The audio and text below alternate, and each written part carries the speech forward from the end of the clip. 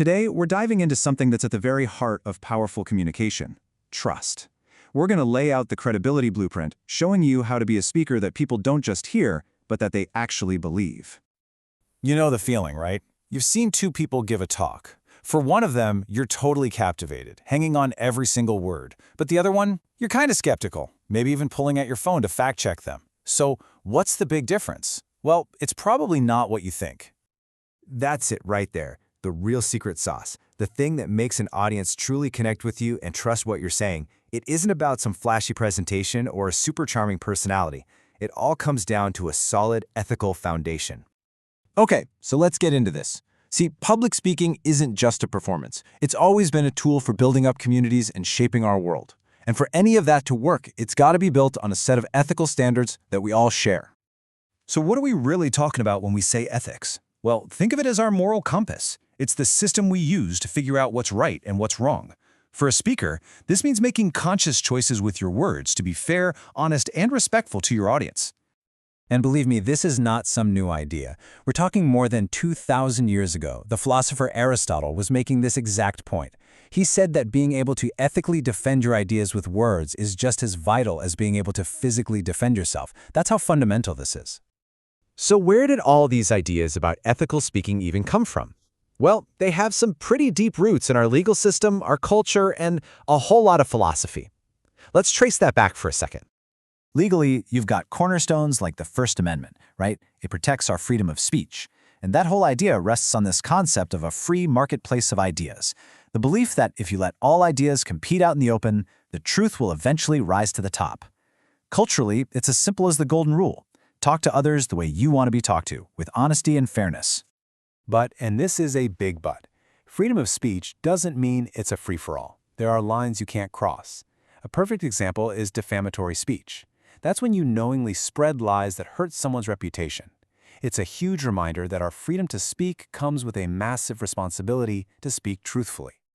You know, philosophers have been debating this stuff for ages. Plato is worried that a really skilled speaker could basically trick people into believing anything. But his student, Aristotle, pushed back. He said the skill itself isn't good or bad. It's all about how you use it. Much later, you get thinkers like Bentham and Mill, who focused on results. What is the most good for the most people? And then there's Kant, who gave us this idea. If you wouldn't want your action to be a rule for everybody, then you probably shouldn't do it. Okay, so all that history is fascinating, but it brings us to a really practical point. We've talked about the why and the where from. So now, let's get to the how. How do you, as a speaker, actually build that credibility that's so important? Well, it turns out that audiences are sizing you up based on 4 key things. First up is similarity. Is this person like me? Can I relate to them? Then comes character. Do I feel like this person is honest? Third is competence. Does this person actually know what they're talking about? And finally, goodwill. Does this person have my best interests at heart? And here's the thing. Credibility isn't just a static thing you either have or you don't. It's a process. You walk in with your initial credibility. That's just your reputation. Then, as you're speaking, you're building or, losing trust. That's your derived credibility. And finally, when it's all said and done, there's your terminal credibility, the lasting impression you leave. And your goal, always, is to end with more than you started with.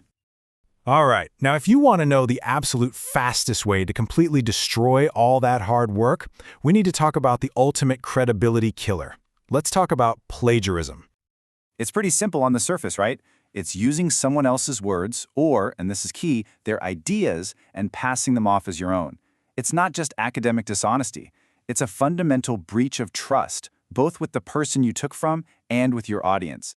And it comes in a few different flavors. You've got blatant stealing, which is just taking someone else's work wholesale. Then there's sneaking. That's when people copy and paste bits and pieces and try to weave them into their own writing. And finally, there's borrowing, which is a bit more subtle. It's like bad paraphrasing or just patching together a bunch of quotes without adding any original thought. They're all huge no-nos. So, how do we stay on the right side of this?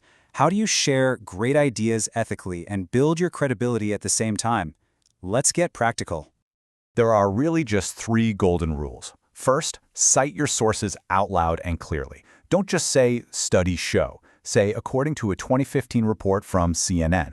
It shows respect and proves you've done the work.